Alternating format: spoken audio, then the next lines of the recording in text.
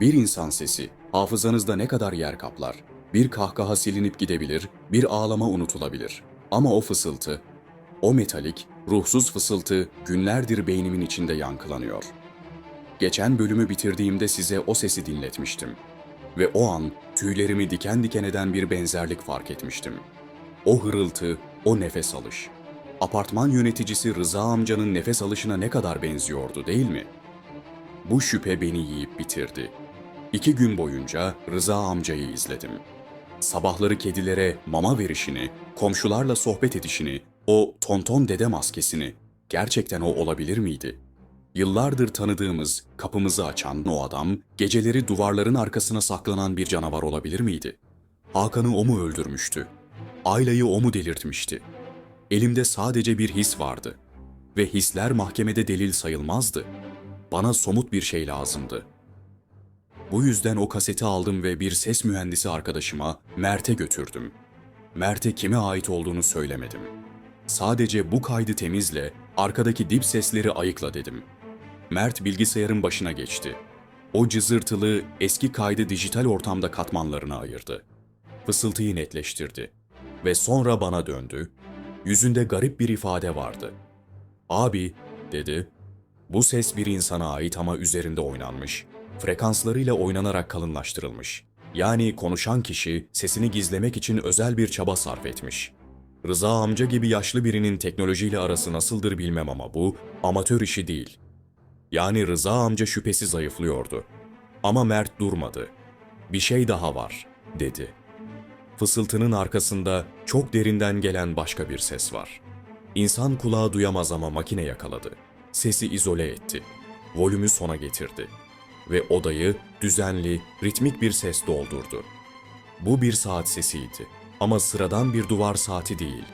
Mert, "Bu bir sarkaç sesi," dedi. Eski, büyük, mekanik kurmalı saatlerden. O an beynimde şimşekler çaktı. Desen tamamlanıyordu. Hakan 1998, Ayla 1997 ve ilk kurban 1996 yılında Üsküdar'da ölü bulunan o adamı hatırlıyor musunuz? Mesleği neydi? Saatçi.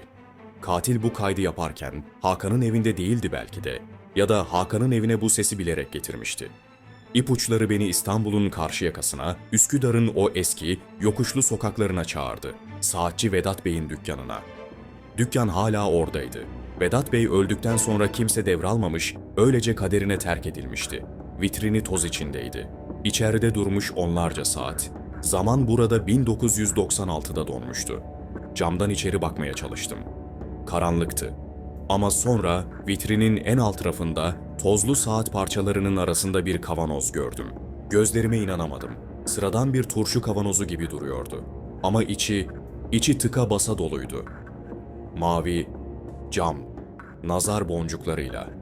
Yüzlerce boncuk.